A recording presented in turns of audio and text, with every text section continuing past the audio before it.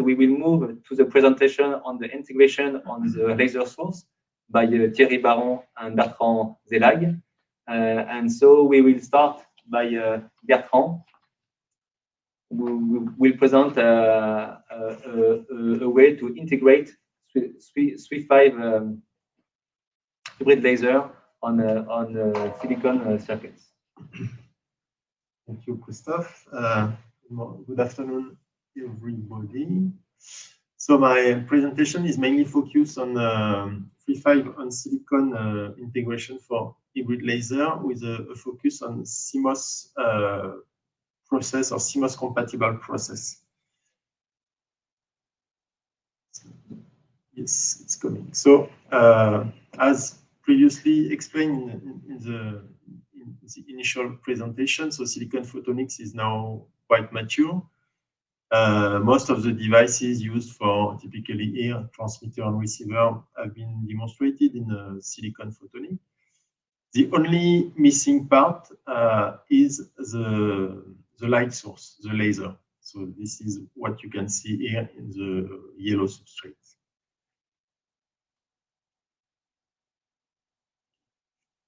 So to provide light into the silicon circuit, we have many solutions. So I put 5 in this slide. So the first one, which is used in production for some companies, is to assembly the an already processed III-V laser to the photonic circuit. So this is the solution from Luxtera, for instance. Another solution is a III-V bonding on silicon, and this is what we will discuss in this presentation. Transfer printing has been also proposed. So in this case, you will integrate say already patterned laser on top of the silicon, but you will need to finalize the backend. Direct epitaxy of III-V material is also very interesting, and it will be discussed in the next talk from Thierry. And after, another material, which is quite interesting because it is CMOS compatible material, is the use of germanium. But in this case, you need some modification of the band gap structure in order to make it a direct band gap material. So we use a thin low or some constraint on the film, and it is not yet mature enough to be integrated on technology. So as I said, I will focus on III-V on silicon bonding.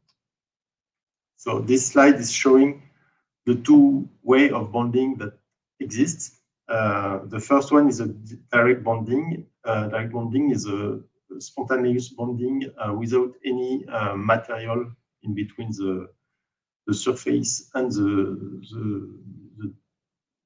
III-V that you want to bond. This technique is very sensitive to the surface roughness and cleanness, and but is fully CMOS compatible.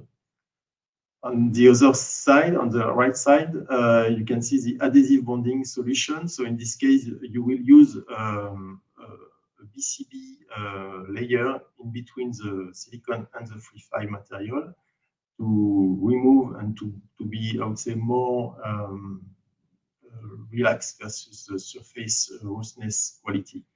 But the BCB will lead to some constraints in the next process steps, and is finally not CMOS compatible. So we will focus on the direct bonding in our integration scheme. So, yes. Another point to discuss is the use of die bonding, because you can see the different size, wafer size between indium phosphide and silicon. So we want to use as much as possible the 12-inch silicon wafer in order to reach the large scale integration of the laser. So to do this, we need to integrate the III-V using die in order to put the III-V exactly where we want to use it. and to cover the full wafer. And we developed in the frame of IRT program a collective die bonding process with adhesive films, which is a collective die bonding, because it's more efficient in terms of cleaning and it's more robust for the bonding.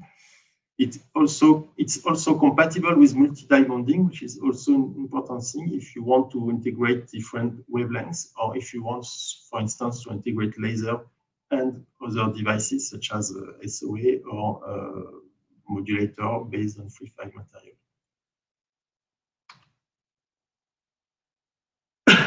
Now, if you look at the cross-section of the technology, when you will integrate the laser, you will have some constraints. And if you want to be CMOS compatible, you have to integrate new process. In particular, the use of noble metals for III-V contacts is not allowed in CMOS fab. And the patterning steps, such as lift-off, is also not possible. So you need to define new modules, new materials, in order to be CMOS compatible, or at least CMOS friendly, to be able to integrate your own laser on top of the silicon process, silicon platform. Sorry. Another important thing is the topology of the laser, which will lead to a secure contact module, because the typical thickness of the laser is 3 microns. So you need to be able to integrate this thickness in between the silicon and the metal one. So here you have a zoom of the cross-section of the laser with the different challenges. So the contact on the III-V materials, the collective die bonding already discussed.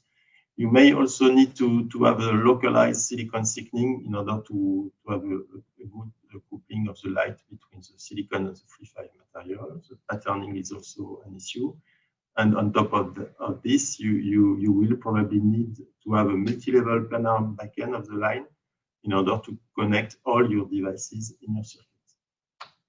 A single layer is not enough. And we developed all this module so the arrow are not correct here, but we developed all the modules in the frame of IRT program.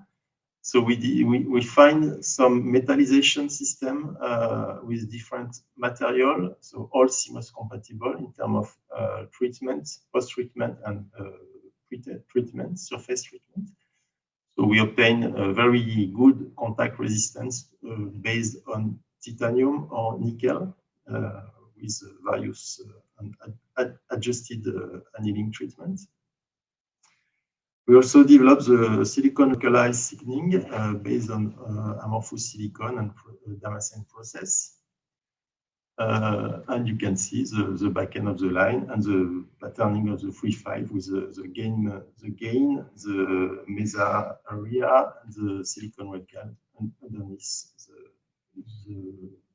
the laser. And it's working. So we have different integration done with this process. The first generation was done with only one metal level. So here we use a DFB laser. So the PDF file, the laser is not lightning, but it's the case. The purity is quite good with the SMSR larger than 50 dBm. The sheet resistance is also an important parameter. It's showing that the contact resistance is, the access resistance is quite good. So in this case, we have 10 ohms for serial resistance.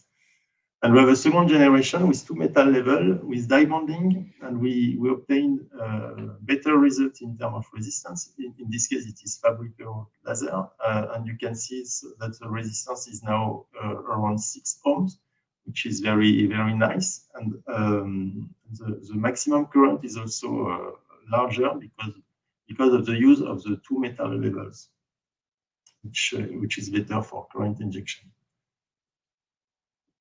And then I will finish with another integration scheme that we developed in the IRT based on backside integration. The idea is when you are using an already qualified silicon platform, maybe you don't want to modify too much your contact module. And then with that kind of integration, you can process the silicon platform until the end, and then integrate the III-V on the backside of the wafer. In this case, you can also eventually integrate the III-V in another fab. And for instance, if you have some constraint due to the III-V introduction in your fab, you can use this kind of approach. And we demonstrate this solution with quite nice results also. Try to go faster. It's the conclusion. So just to say that we demonstrate this CMOS compatible integration in 8-inch and 12-inch in terms of process module development for 12-inch. We developed a collective die bonding process with adhesive films. And to go back to the process module, so we have developed specific compatible metallization, and this is leading to quite good laser. And we also propose a backside integration as a way to integrate the laser without any impact on the existing photonic platform.